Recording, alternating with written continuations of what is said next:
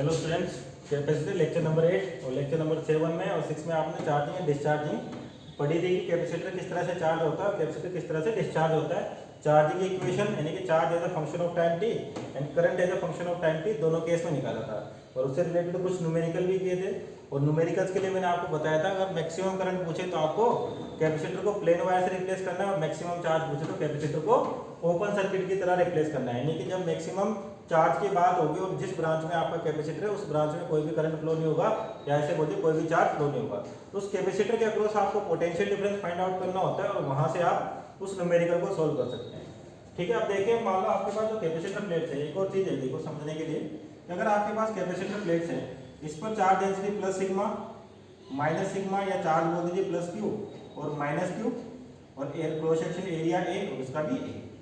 ठीक, अगर इस पर चार्ज है तो अपन जानते हैं यहाँ पर पॉजिटिव चार्ज इंड्यूस होगा और यहाँ पर नेगेटिव चार्ज आएगा। अब पॉजिटिव चार्ज और नेगेटिव चार्ज है तो इसका मतलब ये वाला चार्ज इस पर फोर्स लगाएगा या बोलिए ये प्लेट इस पर फोर्स लगाएगी और ये प्लेट इस पर फोर्स लगाएगी, यदि दोनों प्लेटें एक दूसरे को किसी न किसी फोर्स से अट्रैक्ट करेंगी। तो यही फोर्स आपको फाइंड आउट करनी है। तो force between two capacitor plates, force between capacitor plates कि कितना फोर्स जनरेट होता है। ठीक है, फोर्स बिटवीन कैपेसिटर प्लेट्स ये हो गया आपके पास।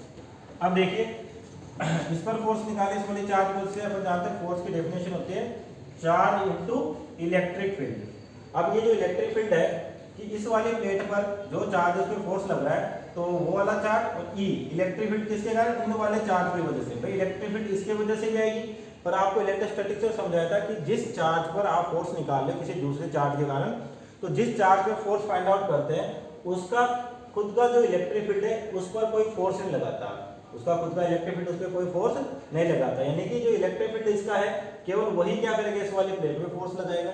तो Q इंटू ई ये है। तो अगर मान लिया आपके पास Q चार्ज आपको पता है कितना है Q और इलेक्ट्रिक फील्ड की वैल्यू बात करते हैं, इलेक्ट्रिक फील्ड होती है sigma bye 2 epsilon not. Single plate के कारण जो फील्ड आता है वो होता है sigma bye 2 epsilon naught. Sigma को आप Q की फॉर्मेट में लिखोगे तो Q बाई A होगा, तो Q square by 2 A epsilon not. ये फोर्स आ गया आपके पास, यानी कि इन दोनों प्लेट के बीच में इतना फोर्स है। आप चाहे तो सिग्मा के टर्म में ले सकते हो, आप चाहे तो Q की टर्म में। Q की वैल्यू क्या होती है C इंटू V, तो आपके पास C square V square upon 2A epsilon not. ये फोर्स आ गया बिटवीन प्लेट्स, यानी कि ये वाली प्लेट इस पे इतना फोर्स लगा रही है और ये वाली प्लेट इस पे इतना फोर्स लगा रही है। ठीक, इसका मतलब यानी कि दोनों प्लेटें एक दूसरे को फोर्स लगा रही है, तो फिक्स है कि इनको रोकने के लिए होल्ड करने के लिए आपको कोई ना कोई एक्स्ट्रा फोर्स लगानी पड़ेगी या बीच में कोई ऐसा कुछ देना पड़ेगा जो इन प्लेट्स को आपस में फोर्स यानी कि एक दूसरे के पास आने से रोके। और आपने देखा होगा जो कैपेसिटर होता है फैन का उसमें कुछ भरा होता है अंदर की ओर, तो उसको कहते हैं डाइलेक्ट्रिक। वो इस कैपेसिटर के अंदर लगाते हैं जिससे क्या होता है ये प्लेटें पास नहीं आती। ठीक है, उसको भी डील करेंगे जस्ट इसके बाद ही कि डाइलेक्ट्रिक क्या होता है क्या क्या काम आता है। इससे पहले फोर्स की बात करते हैं ना। अभी यहाँ पर कुछ नहीं है, अगर कुछ नहीं है तो आपके पास इतना फोर्स जनरेट होता है किसके बीच में, दो कैपेसिटर पैरेलल प्लेट्स के बीच में। अब ये कोई डेरिवेशंस नहीं है जो आपको रटने हैं या याद करने, ये सिंपल लॉजिक्स है कि जैसे मान लीजिए इस लॉजिक में जो क्वेश्चन पूछे गए इसलिए पढ़ाया जाता है कि अगर मान लीजिए आपके पास दो प्लेट्स हैं, इनके बीच का इनिशियल सेपरेशन D है। ठीक है क्या, तो ये पॉजिटिव पॉजिटिव और ये नेगेटिव जो भी हो चार्ज डेंसिटी वगैरह सी इस कैपेसिटेंस है ये। अगर आपके पास सेपरेशन D है, इसके इनिशियल सेपरेशन D है, तो मान लीजिए आपको इसका सेपरेशन कितना करना है, D/2 करना है या 2D करना है, तो क्या होगा आपको कोई ना कोई फोर्स लगानी पड़ेगी। क्यों, क्योंकि प्लेटें आपस में एक दूसरे को अट्रैक्ट कर रही हैं, है ना। अगर मान लीजिए आप इसकी स्ट्रेंथ को D/2 करना चाहते हैं तो होल्ड करोगे तो प्लेटें पास आने लगेंगी, पास आते एकदम चिपक भी सकती है। तो क्या होता है आपको एक्सटर्नल फोर्स लगाना पड़ता है कि ये धीरे धीरे ये सेपरेशन कितना हो जाए D/2 हो जाए। या मान लो सेपरेशन को आप बढ़ाना चाहते हो D से 2D करना चाहते हो, तो यानी कि सेपरेशन के लिए आप तब भी आपको फोर्स लगाना पड़ेगा। किसके लिए, जो भी फोर्स आपने निकाला था इलेक्ट्रोस्टैटिक फोर्स, किसकी वजह से, जो पैरेलल प्लेट पे चार्जेस है उनकी वजह से, है ना। अब मान लीजिए आपका क्वेश्चन है कि D से 2D सेपरेशन करना है आपको, D से 2D, तो amount of work done find out करना है कि आपको D से 2D सेपरेशन करना है तो कितने अमाउंट ऑफ वर्क की वैल्यू होगी या एक्चुअली बोल दीजिए एनर्जी होगी। तो अमाउंट ऑफ वर्क डन निकालना है आपको कि सेपरेशन जब D से 2D होगी। ठीक है, ये चीज तो देखिए किस तरह सोल्व करते हैं। मान लीजिए आपके पास ये प्लेट्स हैं और इनका सेपरेशन अपन ने x कर दिया, कितना कर दिया, x कर दिया। तो इस x की वजह से जो फोर्स लग रहा है DF, अभी वैल्यू लिखी थी C square V square upon 2a epsilon not, ठीक है 2a। अब यहाँ पे c की वैल्यू क्या होगी, a e not by d, ठीक है d की जगह कितना है यहाँ पर x है, तो इस फॉर्मूले में रख देते हैं, तो फोर्स आया आपके पास df कितना आ जाएगा, यानी कि a square epsilon not square upon x square into v square और अपॉन 2a एप्सिलॉन नॉट। तो एक एप्सिलॉन नॉट से एप्सिलॉन नॉट कैंसिल आउट, एक a से a कैंसिल आउट, तो आपका जो df बचा वो हो गया आपके पास a epsilon not upon x square 2, ठीक है, और v स्क्वायर। ये वैल्यू आ गई आपके पास, v के यहाँ पे पोटेंशियल। तो आगे df, अब इस df फोर्स की वजह से जो आपका एक्सेलरेशन आया उसकी वजह से फोर्स आया। अब x से मान लिया आप हल्का सा dx सेपरेट करते हो, तो अमाउंट ऑफ वर्क डन होगा आपके पास, अमाउंट ऑफ वर्क डन कितना है, dw, force into displacement, df dot dx। तो आपका जो dw हो गया वो हो गया आपके पास a epsilon naught v square bye 2x square, v square bye 2x square, ठीक। अब ये एक और चीज v की वैल्यू की बात करें, जो आपका पोटेंशियल होता है, और इसके अप्रोच कोई ना कोई पोटेंशियल बैटरी के थ्रू अप्लाई करोगे, तो बैटरी का पोटेंशियल आपके पास क्या है, जो भी गिवन होगा वो वहां पर आपको बता देंगे, ठीक है। तो अमाउंट ऑफ वर्क डन कितना हो गया, स्मॉल वर्क में a epsilon naught v square upon 2x square, ठीक। अब टोटल वर्क निकालना चाहते हो आप, टोटल वर्क, तो क्या करें, इसको क्या करते हैं, इंटीग्रेट कर दें, तो w की वैल्यू इंटीग्रेशन dw, तो कितना हो जाएगा a epsilon naught v square bye 2x square into dx। Limit क्या है, x की d से 2d, ठीक है। तो जो कांस्टेंट है उसको बाहर ले लो, a epsilon naught v square upon 2, अंदर बचेगा आपके पास 1 बाय x स्क्वायर और लिमिट d से 2d, d से 2d dx। तो इसका इंटीग्रेशन फिर आपको आता ही है, तो 1 अपॉन x स्क्वायर का कितना होता है, माइनस 1 बाय x, कितना होता है, माइनस का 1 बाय x। तो वर्क डन आ गया आपके पास a epsilon naught v square by 2 minus 1 by x, limit d से 2d। तो ये हो गया आपके पास a epsilon naught by 2 v square minus का 1 upon 2d, minus minus plus 1 upon d। तो कितना हो गया ये a epsilon naught v square upon 2, ये बचेगा आपके पास माइनस का 1 बाय 2d, सॉरी प्लस का 1 बाय 2d, ठीक है। तो क्या हो गया आपके पास work a epsilon naught v square upon 2 into 2d। अब जो c है कैपेसिटेंस, वो क्या होता है a नॉट बाई d, लेकिन अब d की जगह कितना आ गया 2d, तो जो वर्क आ गया वो हो गया a epsilon not by d आ गया आपको, तो half c v square, half c v square. तो इतना अमाउंट ऑफ वर्क डन आपको करना पड़ेगा जब सेपरेशन d से 2d। अब सेपरेशन कम करने के लिए पूछ ले, तब भी आपको यही फॉर्मेट करनी है, क्यों करनी है, अगर जब मान लो इनिशियली है तो इसमें फोर्स ऐसे लग रहा है और इसमें फोर्स ऐसे लग रहा है, दोनों का मैग्नीट्यूड सेम है, तो फोर्स एक दूसरे को अट्रैक्ट करनी है। तो मान लीजिए आप सेपरेशन d से d/2 लाओगे, तो आपका जो एक्सटर्नल फोर्स है वो बाहर की ओर लगाना पड़ेगा ताकि प्लेट्स को रोक सके आप, है ना। और कितना फोर्स लगाते हैं, जितना अंदर ही होता है, यानी कि फोर्स जो अप्लाई किया जाता है स्लो किया जाता है, ताकि जो इंटरनल फोर्स है और एक्सटर्नल फोर्स इनका मैग्नीट्यूड सेम है। तो इस तरह से अगर मान लीजिए आपके पास क्वेश्चन आता है कि आपका सेपरेशन d से 2d हो जाता है, d से d/2 हो जाता है, तो amount of work done find out करना पड़ता है, कितना अमाउंट ऑफ वर्क डन हुआ है ना, ठीक। अब इसके अंदर आपको फोर्स की वैल्यू तो मिल गई, ठीक है, तो जो सेपरेशन है उसको कम ज्यादा कर सकते हैं अपन। अब देखो कि अगर आपके पास जैसे भी कंडीशन अप्लाई हुई थी कि जब भी दो प्लेट्स हैं उनके बीच में फोर्स लगता है, क्या लगता है, फोर्स। अब फोर्स लग रहा है तो फिक्स है, प्लेट एक दूसरे को अट्रैक्ट कर रही है, तो इन प्लेट्स के बीच में एक मेटेरियल भरा जाता है जिसको कहा जाता है डाइलेक्ट्रिक। क्या कहा जाता है, डाइलेक्ट्रिक, ठीक। डाइलेक्ट्रिक एक नॉन कंडक्टिंग मटेरियल होता है आपके पास, नॉन कंडक्टिंग। अब कंडक्टर होगा तो क्या होता है उसको भी देखेंगे यहाँ पर। मान लिया आप नॉन कंडक्टिंग भी क्यों ले लो, कंडक्टर ले लोगे तो क्या डिफरेंस आ जाएगा ना। तो सपोज करिए आपके पास डाइलेक्ट्रिक, इसकी बात करते हैं डाइलेक्ट्रिक से पहले डाइलेक्ट्रिक पे चलते हैं। आपका डाइलेक्ट्रिक क्या होता है कि एक नॉन कंडक्टिंग मटेरियल है जो प्लेट्स के बीच में भरा जाता है, ठीक है। तो इसके क्या क्या एडवांटेज होते हैं और क्या डिसएडवांटेज होते हैं, हालांकि इसके एडवांटेज ही मिलेंगे अपने को। तो मान लीजिए आपके पास ये प्लेट्स है ना, इस पर प्लस सिग्मा चार्ज है, इस पर माइनस सिग्मा। इसके अंदर आपने मान लीजिए कोई मेटल भर दिया, ठीक है, कोई मेटेरियल फिल कर दिया इसके बीच में।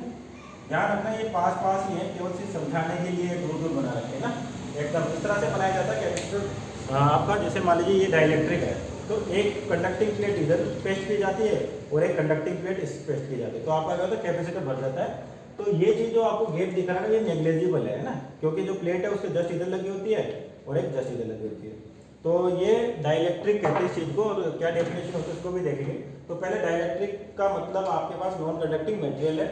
अब इसके लिए देखो, जैसे आप प्लस सिग्मा है यानी कि यहाँ पर प्लस चार्ज इंड्यूस होता है ना, तो इसकी वजह से यहाँ पर क्या होगा माइनस चार्ज इंड्यूस हो जाएगा, ठीक है, सिग्मा इंड्यूस बोलेंगे इसको प्लस सिग्मा। इस माइनस की वजह से यहाँ क्या हो जाएगा प्लस, ठीक है क्या, और यहाँ पर क्या है माइनस है इसे आपके पास, तो ये माइनस, ये तो हो गया माइनस सिग्मा इंड्यूस, ये प्लस सिग्मा इंड्यूस, और ये सिग्मा क्या था जो प्लेट की चार्ज डेंसिटी है। अब देखिए अगर इसके किसी भी पॉइंट पर फील्ड की वैल्यू निकालना चाहते हैं नेट फील्ड की, तो इस वाले पॉइंट पर सपोज करिए, जैसे मैं यहाँ बना देता हूँ इसको, तो इस वाले पॉइंट पर जो फोर्स लग रहा होगा या नेट फील्ड लग रहा होगा वो इन चारों चार्ज डेंसिटी या चार्ज की वजह से फोर्स आएगा। तो ये तो प्लस सिग्मा है तो इसकी वजह से फोर्स इधर लगेगा, है ना, प्लस सिग्मा की वजह से इधर लगेगा, और माइनस सिग्मा ये भी क्या इधर लगेगा, ठीक है, और इंड्यूस चार्ज की वजह से यानी कि प्लस सिग्मा और माइनस सिग्मा का जो इलेक्ट्रिक फील्ड है वो इधर आएगा, और इंड्यूस का देखिए ये नेगेटिव है तो ये फील्ड इधर लगाएंगे अपने पास, तो सिग्मा इंड्यूस नेगेटिव वाला, और ये पॉजिटिव है बाहर की ओर तो सिग्मा इंड्यूस पॉजिटिव, यानी कि इस वाले पर इसकी वजह से फील्ड जो लगेगा इधर लगेगा और ये इसकी वजह से इधर। क्यों? क्योंकि नेगेटिव चार्ज में फील्ड इनसाइड होता है और पॉजिटिव चार्ज में फील्ड आउटसाइड होता है आपके पास। तो नेट फील्ड की बात करें अपन, इसकी नेट फील्ड की बात करें तो इसकी वजह से सिग्मा बाय 2 एप्सिलॉन नॉट, इसकी वजह से भी सिग्मा बाय 2 एप्सिलॉन नॉट, तो क्या हो जाएगा simple sigma by epsilon naught minus opposite है, इसकी वजह से sigma induce by 2 epsilon naught, इसकी वजह से sigma induce upon 2 epsilon naught, add करोगे तो वापस sigma induce by epsilon naught बचेगा। ये चीज है आपके पास। नेट फील्ड कितना आ गया, यहाँ से एप्सिलॉन नॉट कॉमन ले लो जस्ट आप, तो 1 upon epsilon naught sigma minus sigma induce, ये हो गया आपके पास नेट फील्ड। अब देखिए ध्यान से कि डाइलेक्ट्रिक है, मान लीजिए आपके पास जो नॉन कंडक्टिंग मटेरियल है इसके लिए कांस्टेंट डिफाइन कर दिया के, यानी कि डाइलेक्ट्रिक कांस्टेंट कहते हैं इसको।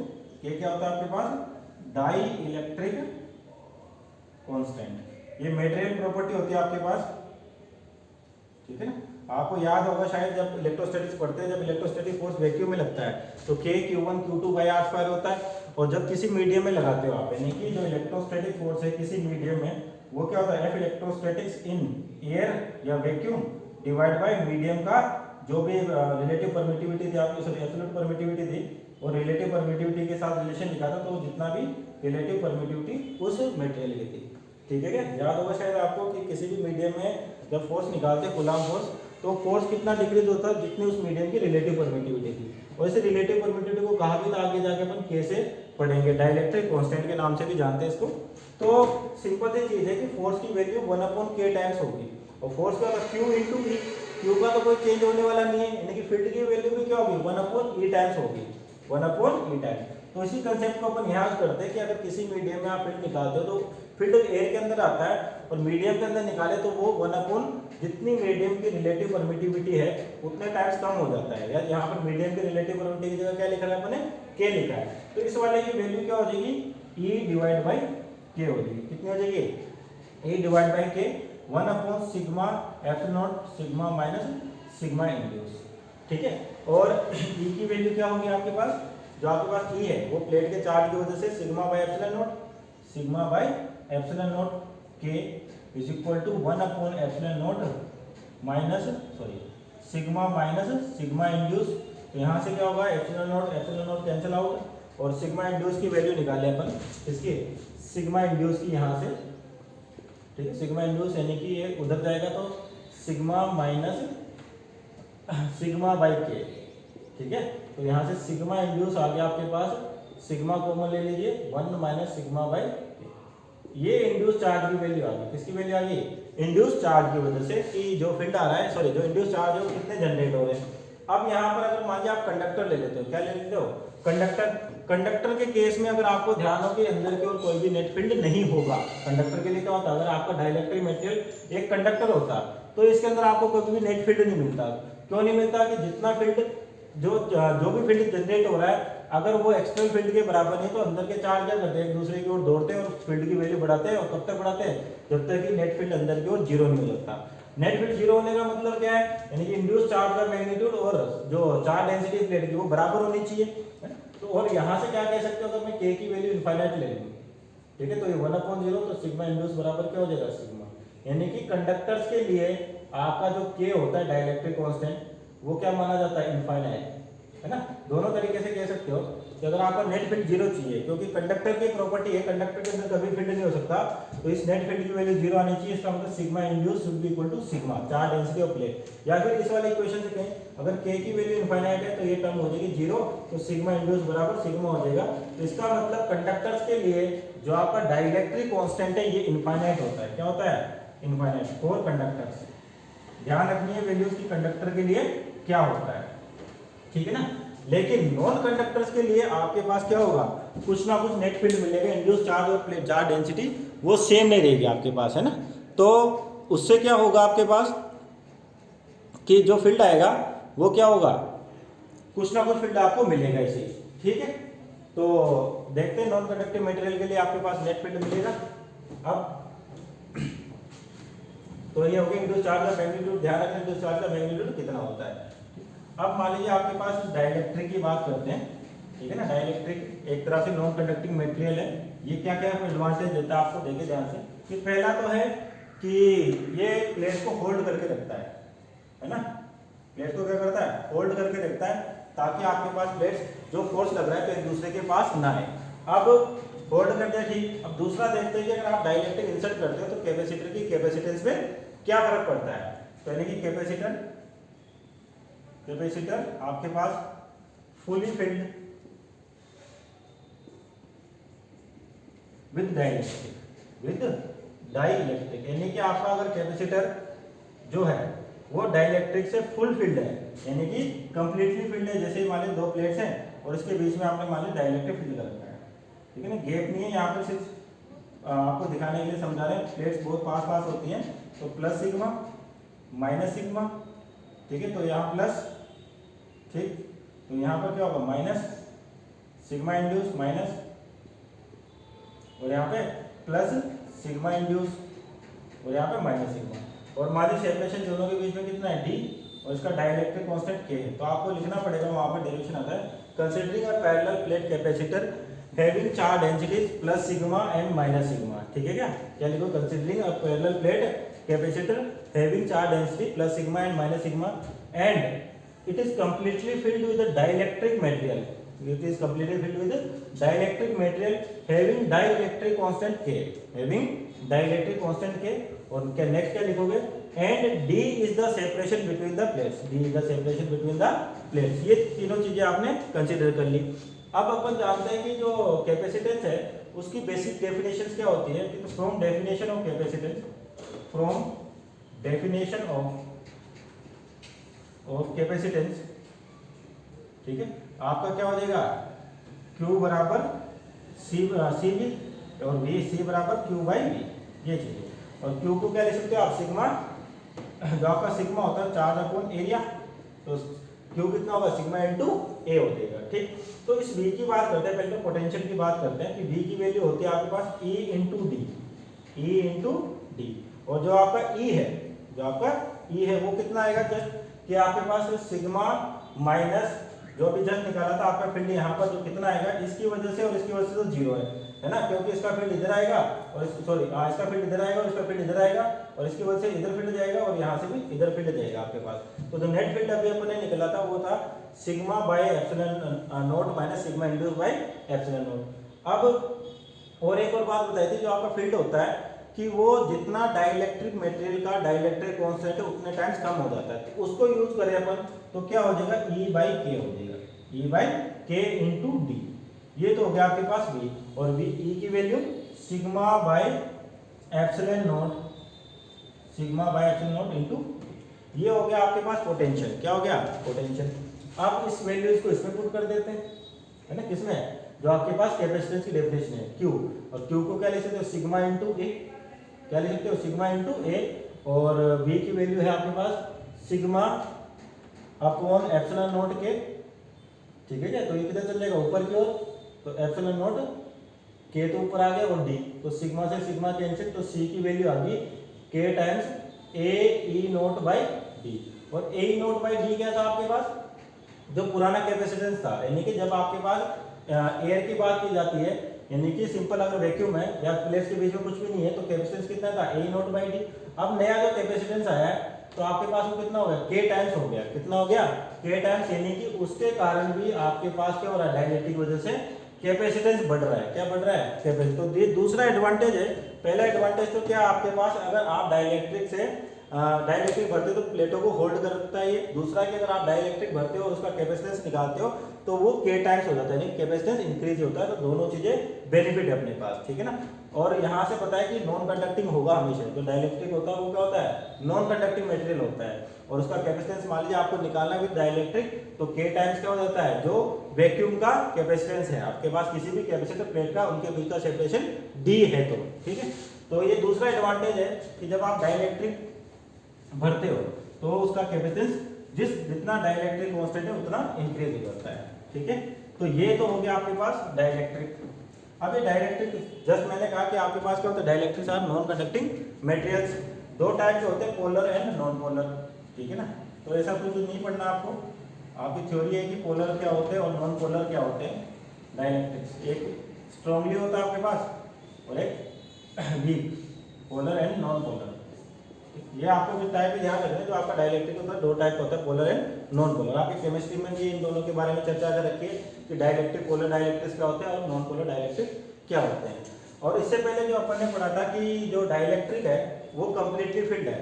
अगर आप मान लो डाइलेक्ट्रिक को पार्शियली फिल्ड करते हो, पार्शियली मतलब कि फुल फिल्ड ना करके किसी भी एक थिकनेस का फिल्ड कर देते हैं, तो आपका जो डेरिवेशन है वो इंपॉर्टेंट है, partially field, partially field dielectric, partially field dielectric capacitor, dielectric capacitor, ठीक है। तो ध्यान रखें यहाँ पर कि मान लीजिए आपके पास एक दो प्लेट्स है या पैरेलल प्लेट कैपेसिटर है, इसके बीच में आपने किसी थिकनेस टी का डाइलेक्ट्रिक भर दिया, किसी थिकनेस टी का डाइलेक्ट्रिक भर दिया, और इसके बीच में सेपरेशन बोल दीजिए यहाँ पर आपके पास x, और प्लेट के बीच का सेपरेशन है d।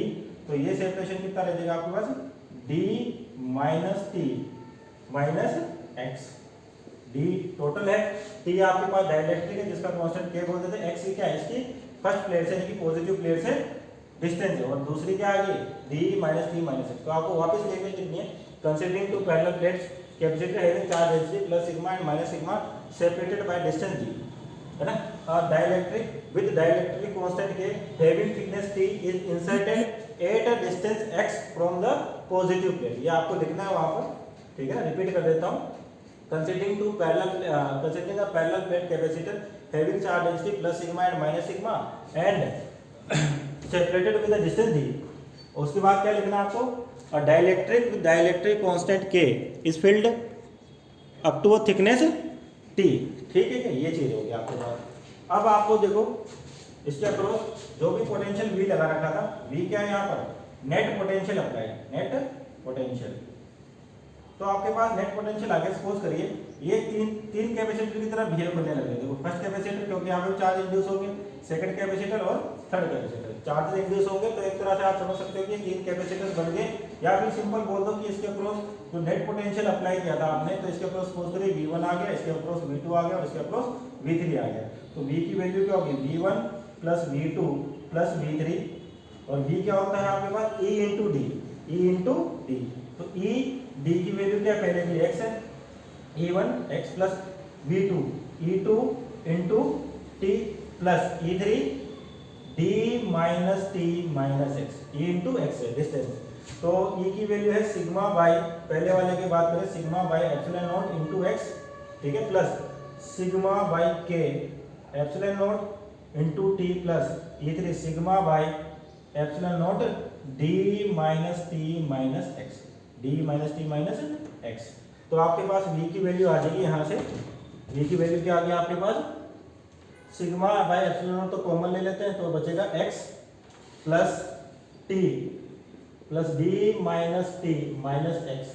तो यानी कि v की वैल्यू आ गई sigma by epsilon not, x x cancel out, तो d माइनस टी, और यहाँ पर k किसके साथ था, t बाई k है ना।